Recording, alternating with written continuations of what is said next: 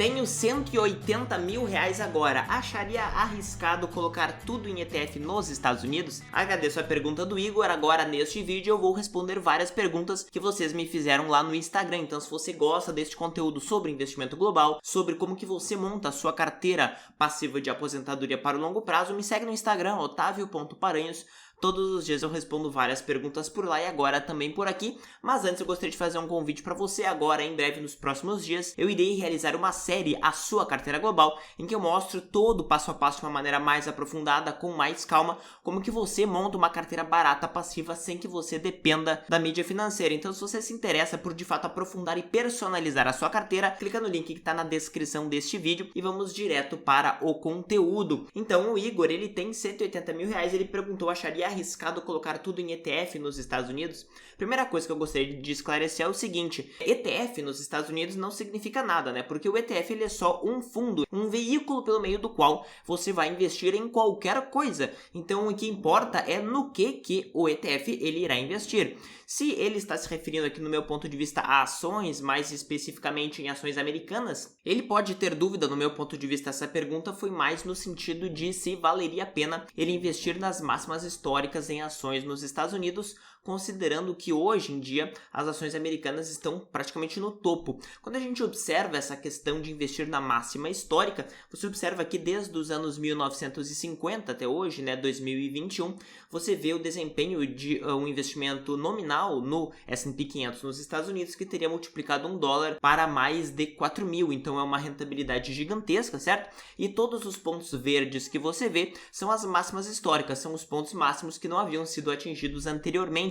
Será que valeria a pena você investir nesses pontos verdes? Na realidade sim, né? Por exemplo, se você considera que é muito arriscado investir na máxima porque pode acontecer uma queda, você teria, por exemplo, perdido ali aquele aumento de praticamente 5 vezes que aconteceu ali entre 1982, 1983 e o período dos anos 2000. Então teve um período aí de 18 anos que você teria multiplicado o seu capital entre 5 e 7 vezes, certo? Isso na Bolsa de Valores é uma rentabilidade gigantesca, mesmo tendo investido na máxima histórica a partir dos anos 1980.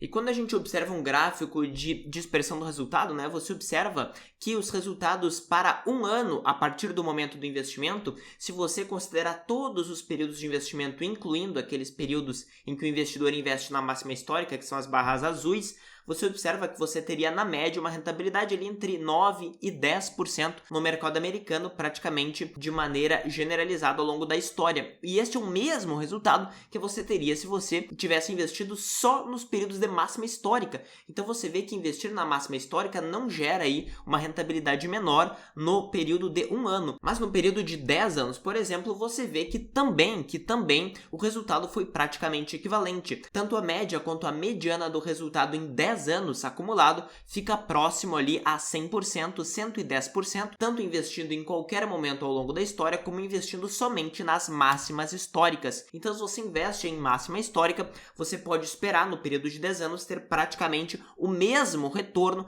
que você teria se você investisse em qualquer outro período que não fosse uma máxima histórica. Então é essencial que você entenda que você precisa estar investido. Não estar investido e ter caixa de oportunidade é algo muito mais maléfico para a sua aposentadoria e para o seu patrimônio do que você estar investido. O que mais importa é o tempo, a quantidade de tempo que você fica em cima do investimento esperando. É isso que vai enriquecer você no longo prazo. Outra pergunta que me fizeram é sobre o fator qualidade, né? Sobre você investir em empresas mais rentáveis do que a média. Me perguntaram aqui o que acha do ETF QMJ.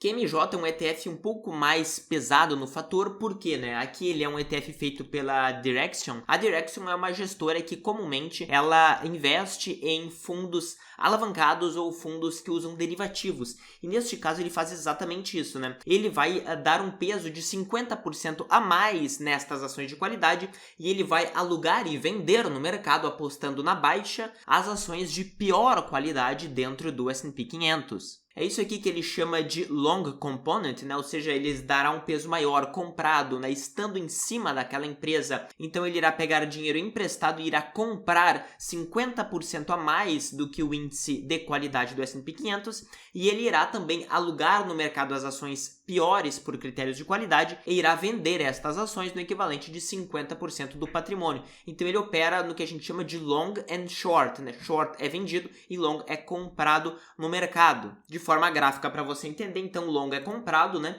E aqui ele faria um long and short, ou seja, ele iria adicionar peso comprado naquela parcela de ações de maior qualidade e ele iria alugar e vender no mercado apostando na queda, apostando que elas iriam se desvalorizar, estas empresas de menor qualidade. Quando a gente vê nos últimos 10 anos o desempenho de ações de maior ou de menor qualidade, você vê que as de menor qualidade tiveram ainda assim um ótimo desempenho nos Estados Unidos de 13% ao ano e as de melhor qualidade renderam 14% ao ano, portanto 1% a mais, mas com uma volatilidade muito menor, muito mais controlada. Quando a gente vê essa questão de long and short, você basicamente teria um resultado 50% além desta parte de maior qualidade, porque você pegou o dinheiro emprestado e comprou as ações, portanto você irá ter um retorno 50% maior, isso aqui fora as taxas, tá? Só o resultado do investimento propriamente dito.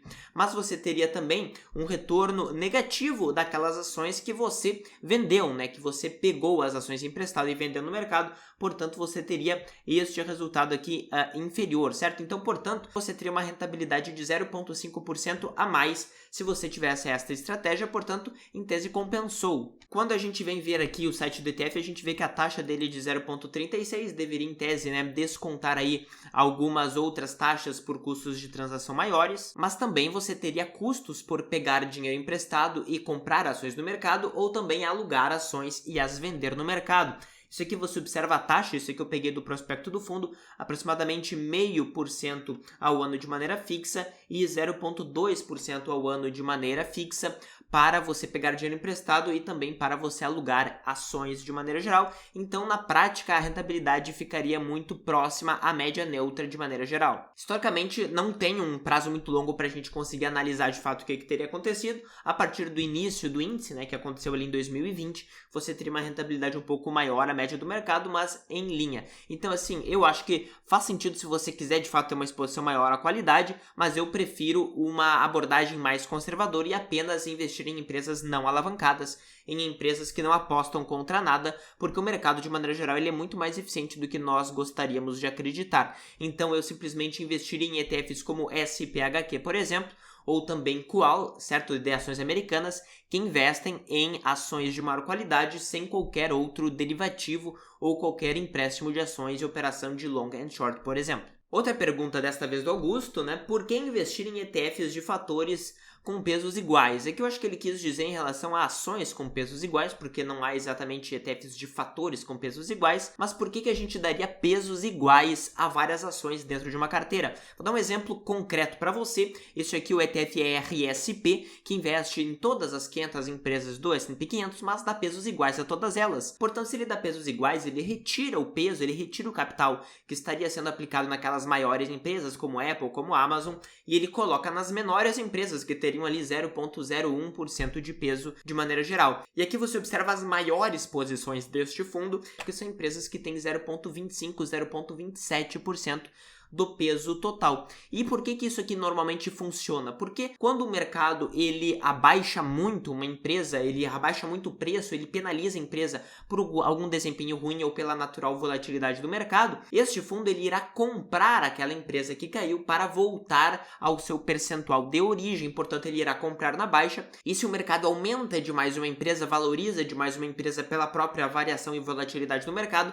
ele irá vender esta ação para que ela retorne ao patamar inicial percentual. Portanto, ele irá sempre automaticamente, sem que você precise fazer nada, comprar na baixa e vender na alta. Comparando aqui com um ETF como SPY, que investe nas empresas do S&P 500, você vê que a Apple, por exemplo, a Microsoft, tem ali entre 5% e 6% de peso, que seriam reduzidos para 0,25%. Então, uma redução bem grande, é um capital que você retira destas grandes empresas e você coloca nas menores. Este fundo ele não compra as melhores empresas, ele simplesmente simplesmente ganha no rebalanceamento, certo? As melhores empresas são aquelas empresas que no longo prazo mais crescem, né? Que é uma minoria absoluta, que é muito difícil, praticamente impossível de você acertar antes que elas de fato subam. As melhores empresas em termos de rentabilidade foram estas que você observa quando a gente considera 20 anos. Era impossível saber quais seriam. Agora você consegue ganhar com rebalanceamento e, portanto, também com o fator valor, que aposta então em empresas menores e empresas mais baratas do que a média. Dando um exemplo concreto para você nessa parte de fator valor, você observa que as ações aqui do RSP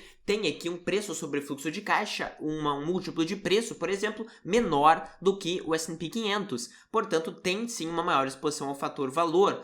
Pegando um resultado desde 2003, que é quando os dois fundos eles existem de maneira concomitante, o RSP sim rendeu mais do que o S&P 500, aproximadamente ali 0,5%, 0,7% a mais ao ano. Então gerando para você um retorno relativamente substancial, né? Multiplicando ali $100 mil em $650 no S&P 500 ou em $730 no RSP. Por isso que faz sentido você escolher muitas vezes fundos que têm ações com pesos iguais. Isso a gente observa, por exemplo, no Kival, no Ival, eles usam pesos iguais a todas as ações. O ETF NOBL também faz a mesma coisa, bem interessante se você gosta mais dessa parte mais de qualidade. Outra pergunta, desta vez do Arthur, perguntou qual a minha opinião sobre o DVY. Perguntou se pode ser um substituto do fator valor. O DVY, na realidade, é um ETF que investe mais em dividendos. Quando a gente pega as regras do índice, o que ele usa de fato para selecionar e dar peso? Primeiro, ele só seleciona ações que têm um dividendo acima da média dos últimos 5 anos, então um dividendo um pouco maior, certo? Um dividend yield. Além disso, ele tem um critério de segurança, de qualidade, entre aspas, que ele só investe em ações que tenham um lucro que seja, na média dos últimos 5 anos, 67% além daquilo que ele está pagando em dividendo. Então, ele quer uma cobertura da capacidade de pagar dividendos. Isso é muito bom porque tende a escolher empresas que não estão com dividendos em situação de exceção, né, que vão provavelmente não conseguir pagar no longo prazo. Além disso, ele exige que os dividendos tenham sido pagos nos últimos 5 anos, que as empresas também tenham lucros, certo? Que não sejam empresas no prejuízo e que também tenham um tamanho mínimo de $3 bilhões, então empresas mais médias, né? Ele não seleciona small caps. Também, então, ele dá um peso por dividendo. O dividendo, né, o dividend yield, ele é uma relação de dividendo sobre o preço, portanto, é um múltiplo de preço, portanto, indiretamente ele é do fator valor, mas eu, particularmente, não considero que o dividendo seja um bom critério de seleção, conforme um vídeo que eu já expliquei, você pode observar aqui ou no link da descrição. Faria muito mais sentido, ao invés de selecionar este índice, Dow Jones US Select Dividend Index, você poderia investir no Dow Jones US Dividend 100 Index. Este índice ele é investido pelo fundo SCHD, certo? Que é gerido pela Schwab. E quais são as regras deste índice, né? Basicamente, ele tem vários outros critérios que são diferentes, não são tão mais focados em dividendos. Portanto, né, ele exige 10 anos consecutivos de pagamento de dividendos, um peso acima de $500 milhões, portanto ele já pega small caps. Além disso, ele considera 4 critérios que ele vai dar uma nota e depois pesos iguais a cada um desses critérios. Primeiro, o endividamento da empresa em relação ao fluxo de caixa, então é um critério de qualidade bem interessante. Depois, o retorno sobre o patrimônio líquido, então um critério direto de qualidade também. Desta vez também considera o yield, portanto o dividendo, né? E também um crescimento do dividendo dos últimos 5 anos. Não é o pagamento de dividendos, mas é o crescimento deste dividendo. É bem diferente você considerar o pagamento ou o crescimento, certo?